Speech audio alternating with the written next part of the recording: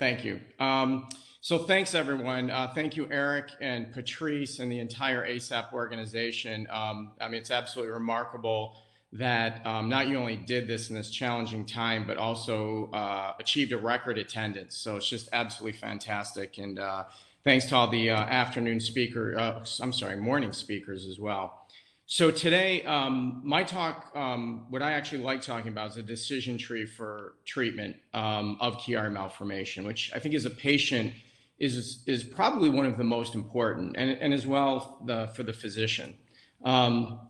These are my disclosures, and I want to point out the most important one is the top one. I'm biased, and everyone that you're hearing is biased. We're all biased by our practices.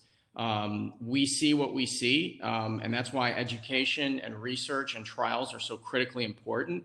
And some of the things that we just you overheard being discussed, which I'll talk a little bit about as well, of right approaches, wrong approaches, and then the gray area. None of my disclosures have any bearing on my talk or my Chiari experience. So really the main thing that my talk's going to focus on is symptomatic Chiari patients. Having a Chiari malformation does not necessarily mean that you need surgery, and it certainly doesn't mean that you're symptomatic. We do know there's a large population of patients that are incidentally found to have Chiari, and it's truly an incidental finding where they don't need surgery, and it's a radiographic finding. But those that are symptomatic, I think the key is really determining those symptoms and correlating it directly to the Chiari malformation. And I think I've heard one of the best talks I think I've ever heard by Dr. Oro of signs and symptoms. Absolutely great. And I'm not going to beat that to death because he did it better than I can do it. But again, what I see most commonly in my practice, and I think it correlates with what we see statistically, is pain. And this pain can be generalized, but it's usually localized to the head, neck, and shoulders. To me, a red flag is generalized pain, generalized weakness that really can't be focused to any one specific area or correlate. And it doesn't mean that it's not real, but what it means is we want to be able to correlate symptoms towards the Chiari. And why is that important? That's important because surgery is to relieve the symptoms. And to do that, you have to make sure that the symptoms are coming from the Chiari. The second most common is weakness. And the weakness, again, is usually focal. The most common is hand weakness. And it's interesting, many times patients won't even realize it because they've adapted, but hand weakness is one of the most common. When you start asking about opening jars, holding a cup of coffee or something heavy for a while where the hand just gives out, sometimes people won't even notice that. They just kind of adapt to that. I used to ask people about keys, but nobody uses keys anymore. Almost everything is keyless. So I had to change my strategy for digging that out of patients. And the third one is gait difficulty. And a lot of times patients will describe it as lightheadedness, dizziness. So it's really important to focus on what those symptoms are, because more times than not, they relate to gait difficulty. And these are the things that when a patient radiographically is found to have a Chiari, that we have to kind of correlate everything.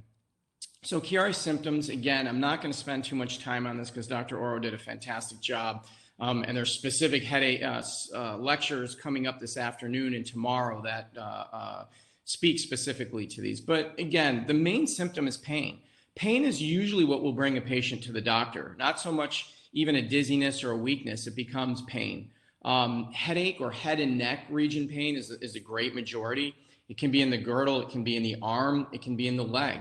When patients have arm pain, it's really important to, yes, they may have a Chiari, but to rule out a pinched nerve, a peripheral nerve being impinged that causes unilateral arm weakness and a very specific what we call dermatome, meaning it's in my two fingers, my thumb and my forefinger here, and it runs up from my neck down into these fingers.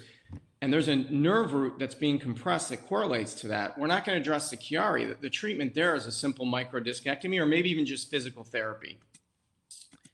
Weakness, again, 56% of the patients will complain of this or be found to have this. Numbness, Loss of temperature sensation. It's not uncommon to see, and I'll always look at my patient's hands and arms to see burns of varying ages where patients just don't feel the burn, or they don't feel a fire, and they'll burn themselves. Unsteady gait, again, not uncommon, and this can even be from ocular symptoms, or what's called nystagmus, where the eyes are unsteady. That will, in turn, cause a disturbed gait. Again, double vision, very common cause of that. Difficulty swallowing is actually more common than not, particularly in my practice for some reason. I think it's important to ask. Sometimes doctors don't ask about this, but difficulty swallowing is something that sometimes for years and years, again, patients will adapt to. Ringing in the ear is again common. And I think these percentages, again, our data you have to take with a grain of salt. I can pull up studies and show you that 50% of patients with Chiari's have ringing in the ear. The point is that it is a real symptom, and it definitely does correlate with Chiari malformation. And again, it was discussed earlier this morning on the pathophysiology. And then the dizziness, the rare things, sweating, hiccups, autonomic disorders, fainting, syncope, things like that. So the signs. The signs are things that we as doctors look at, or you notice yourself in a mirror, or somebody else is telling you that they're seeing. Nystagmus is a very common one with an irregular beat of the eye, and it's something we'll look for. Gait difficulty, and this can be from walking down the hall and turning and not being able to navigate that turn and having to hang onto a wall, to really just gross incoordination with frequent falls. This is another thing that we'll hear is clumsiness, and a lot of people say, well, I just thought I was always clumsy. It's important to determine if that's a new clumsiness or an old clumsiness. Most people where, they usually don't trip, they don't fall, they don't bump into things and start doing that more and more frequently, that is another red flag for us. Hand atrophy. This is something that, again, in the latter phases, if you look at a patient's hand, you'll see the muscles within the fine muscles in the hand that are just shrunken. And sometimes you'll see an asymmetry where you look at the two hands together and you'll see one is much smaller and worn down than the other. Weakness, especially in the arms, but it can also be in the legs. And then, the classic, which we all learn in medical school, which I would say is probably the minority of the time, the patients that have syrinx with a classic cape-like distribution around the upper shoulders. It's usually not that defined, but it is in certain patients. And then fasciculations. And these are things where we will see just little types of spasms, usually within the hands and the arms. It can be in the face and it can be in the legs as well. We also see very rarely what's called titubation, where the whole body has an ataxia, where it's a shaking of the trunk. Fatigue, depression, memory loss. These are real symptoms. And to be honest with you, most patients will have a range of this. You're being diagnosed with something that is not that common. A lot of doctors don't know enough about it. The misinformation is completely rampant, and you hear different things. So that is gasoline on fire. However, there is, again, as was mentioned this morning, cerebellar cognitive affective syndrome, which is a name that we've given this because we finally realized that there is a connection with the cerebellum and the brainstem with memory, with executive function, with abstract thinking, with spatial presence. And this is something that we need to do a better job of understanding with Chiari patients in particular. This is something that I have a strong interest in. And for those of you that were at our last year's conference in Philadelphia, we had some people speak specifically to this. And I think this and a few other things we really need, it's incumbent on us as physicians to come up with real data. Misdiagnosis and poor communication worsen. I think we could have a conference alone on this, where patients suffer from this, and including doctors. Doctors also get wrong information, primary caregivers, even neurologists who don't maybe see a lot of Chiari patients. A lot of different messages are given, and oftentimes they're in contrast with each other. Education and understanding absolutely reduce and relieve. There has to be a quarterback. There has to be one person who can talk to the patient, who can go through what's real, what's not real, who can answer questions, and really bring it down specifically to that individual patient. And that's the job of the surgeon. My job as a Chiari surgeon is to be able to be the quarterback and to coordinate with all the other physicians, and also to help alleviate some of the issues of miscommunication and reduce and relieve stress that doesn't need to be there. So, let's get to the meat of what I'm talking about, which is a decision tree. And really with that decision tree, the most important outcome is who should have surgery. Because unlike medication trials, unlike physical therapy, that either works or it doesn't work. Once you have surgery, there's no going back. And I think I heard someone mention that the most that they've heard someone have 7 surgeries. I have a different type of practice where I do see a lot of second opinions, and I would say probably 40% of my practice are people that have had surgery elsewhere for whatever reason. And my record, I think, is 23 surgeries, the majority of them on shunts. So it is a very important decision. It's one that you have to take seriously, both the surgeon and the patient. Not all patients with Chiari need surgery, and I cannot emphasize that enough. I think it's a really, really important point. Patients need to be informed and part of the decision process. My job and our jobs as surgeons are to go over your symptoms, your case specific to you, what is a risk, what is a benefit, and discuss that risk-benefit ratio of what makes the most sense. And you have to be part of that decision. The correct diagnosis of the symptoms and correlating it to Chiari is, number one, the most important thing. So it takes a team. I'm blessed to have a great team of people. And if you look at them, not one's a surgeon. Jill Farmer does our movement disorder program.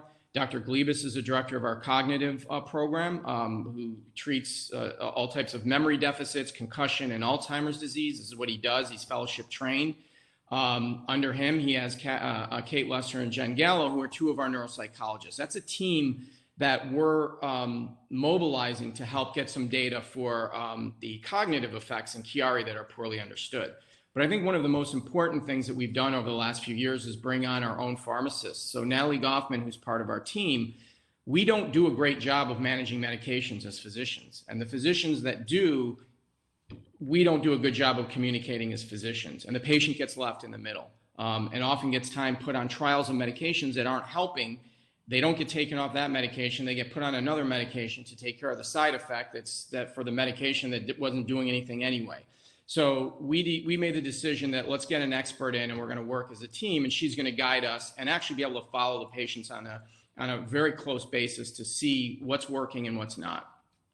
The devil's in the details. There's nothing more true than in neurosurgery. But in Chiari, I think of all the types of disorders we treat, it's the most important. Headaches have over 100 different types and subtypes, all with varying symptoms, but more importantly, all with different treatments. Just because you have a headache in a Chiari does not mean that the Chiari is causing the headaches. And it's critically important to evaluate that, because if the headache is a migraine, you're going to undergo surgery for no reason. Pain is very common, but almost always fits a pattern in Chiari. Weakness is usually specific. It can be generalized, but almost always is specific. And if the symptoms don't correlate, then almost always there's going to be a poor result.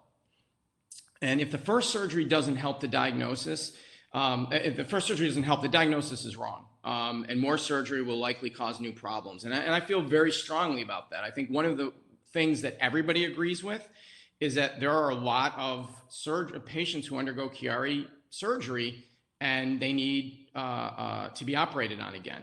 And what type of surgery I believe is very important. But I think the number one important factor is making the right diagnosis. So facts and thoughts. 30% of patients who have Chiari are asymptomatic, as mentioned. No one dies of a Chiari. And I want to put an asterisk to that, because there are patients in the pediatric population, patients that go undiagnosed, but it is extremely, extremely rare. And the reason I point this out is the first thing that I tell my patients is, yes, you have a Chiari.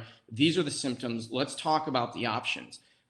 Patients that are told that, they're going to wake up paralyzed, that, if they fall and hit their head the wrong way, they're going to be quadriplegic. There's no role for that. First of all, it's extremely rare and I would say untrue. And it also puts the patient in a state that they don't need to be in. And I think it unfairly biases them towards getting surgery if sometimes they don't need surgery. Surgery is not a trial. It's permanent. It's not something you can go back on. Once you're in that operating room and we start operating, that's it. There's complications with any type of Chiari surgery or any surgery period, whether you're having toe surgery or brain surgery. Choosing the treatment for the condition and not the symptom. Again, we don't treat films. We don't want to make just the MRI look better. Our goal is to get you better and hopefully cured from whatever symptoms you're having. And then another point of controversy is the degree of herniation. I think most of us would agree that the degree of herniation in and of itself has limited prognostic value. We've all had cases where there's horrible looking Chiari malformations and the patients were incidentally found and they really aren't symptomatic or it's a mild symptom. And vice versa, where really the MRIs aren't that impressive, but the symptoms correlate and they're real. And we're going to go through a couple case studies. So initial visit, really the decision is who to offer surgery to, who to follow and just watch very closely, and really who to help. And I have help in capital letters because the help is not just the surgeon saying, okay, you don't need surgery now and you have these other symptoms, just go off, but to help coordinate whether it's getting into a headache specialist, whether it's changing medications, whether it's getting them to the right pain doctor. That really is the job of a good surgeon. And again, patient selection, which I think is the most important decision process. And then the thoughts, again, we all are biased. These are my thoughts. Adult and pediatric are not the same. And I think most of my pediatric colleagues, I'm an adult neurosurgeon, although I do some pediatrics, would agree with that. I think there is a little bit of a mentality that all diseases are the same and that kids are little adults, and that's just not true at all. They are a different process.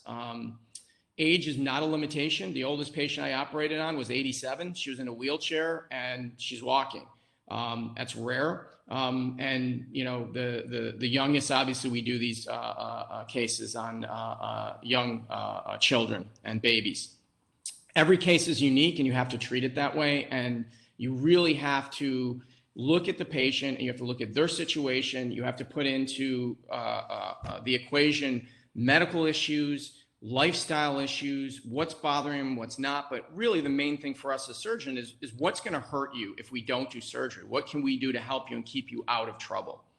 And again, it's the last time I'll mention this, but 1% of MRIs across the board show an incidental Chiari, and that's conservatively 3 million people. So let's talk about people that do have Chiari. So JS is a 25-year-old female. Came to see me, had severe neck pain, lack of energy, debilitating headaches, was just really in a bad way.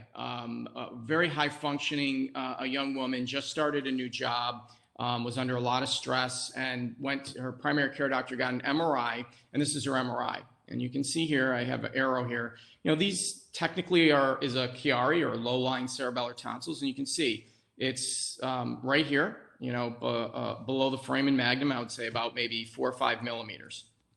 Well, when I saw her, we talked and she has a high stress job. She's not sleeping well for the last 6 months. Her neck is very tender to touch. When you push on it, it's very sore.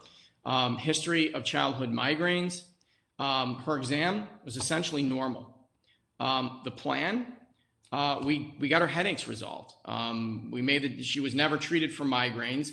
Changed her sleep habits, got a different pillow, and almost in 3-month follow-up, pretty much everything went away. The stress from her job didn't go away, but she clearly didn't need Chiari surgery.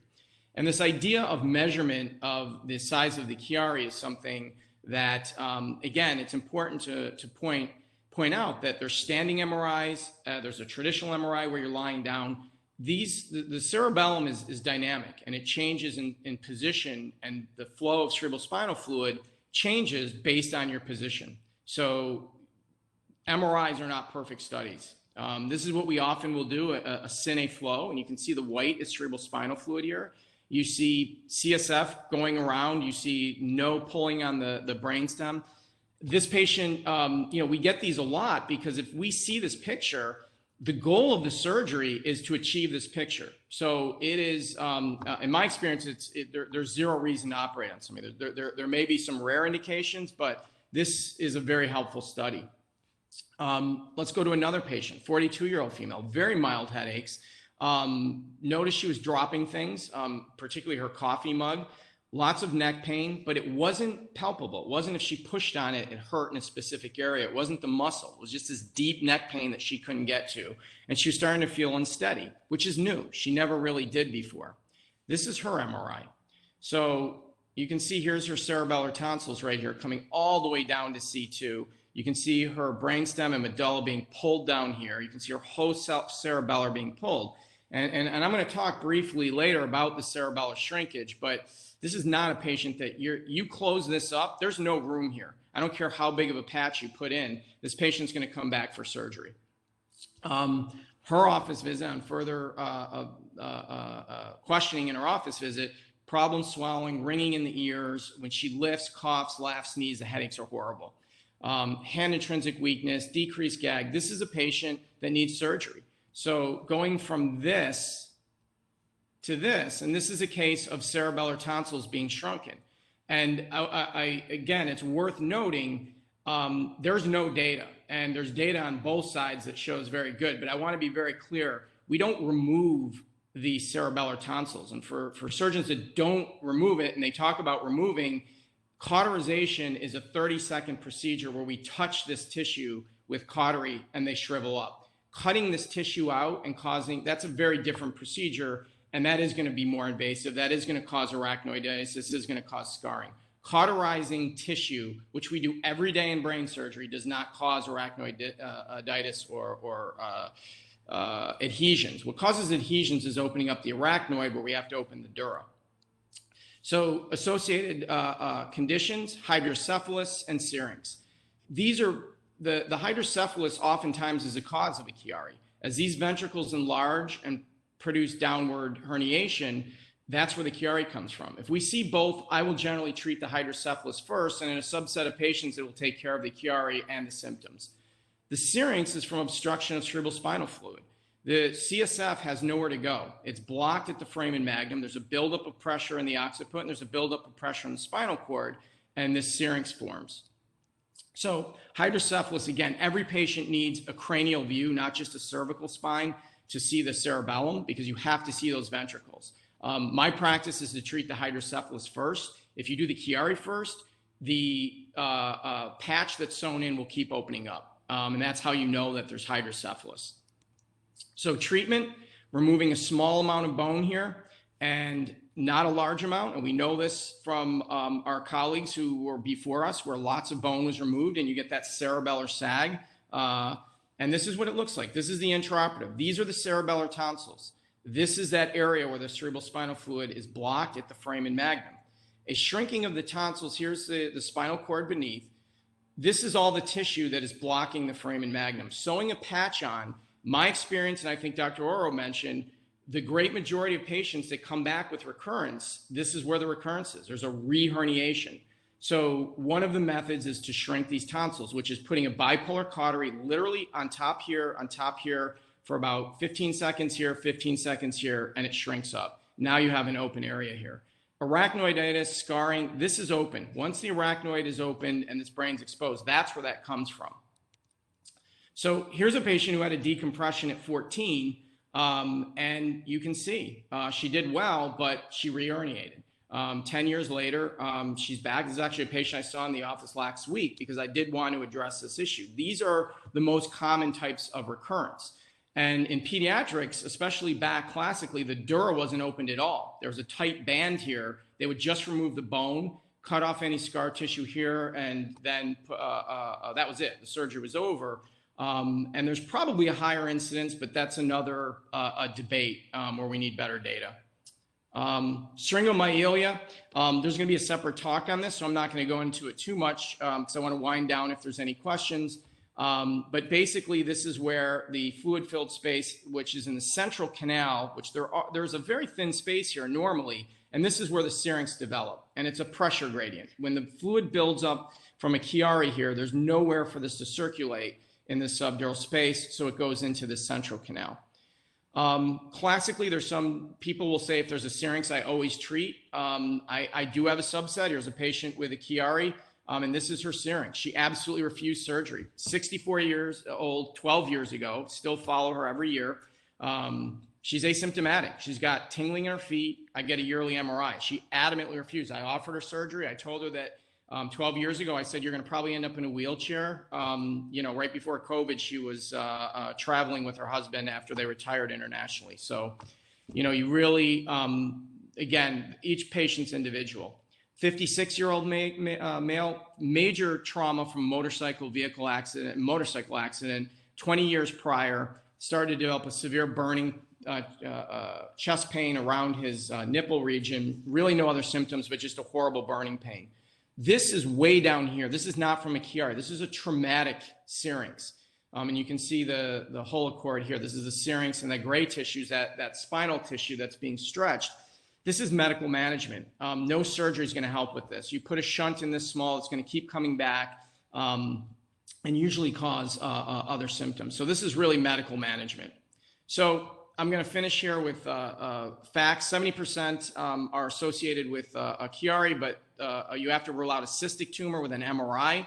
With contrast, trauma is a very common cause, particularly in the thoracic spine and lower cervical spine, treated very differently. And again, I can't emphasize enough, if you have a syrinx, you should at some point in your workup have had a MRI with contrast to make sure that there's not a tumor, because tumors can hide out like that. I'm going to, just for time's sake, because there is a separate talk on syrinx, my advice, you're your only proponent. Don't worry about upsetting your doctor. Speak up, make your doctor explain everything to you that you don't understand. That's our job. Get a second opinion. If your surgeon is worried about a second opinion or get upset, that's a warning sign. Internet's not a bad thing. There's incredible resources on there, but I would say go to a source like ASAP where you have physicians that are on there, where there's valuable information, but go on the internet. But whatever you see and it doesn't make sense, it's your doctor's job to explain it. My treatment paradigm, symptoms first, MRI second. Early symptoms, I'll follow these patients closely.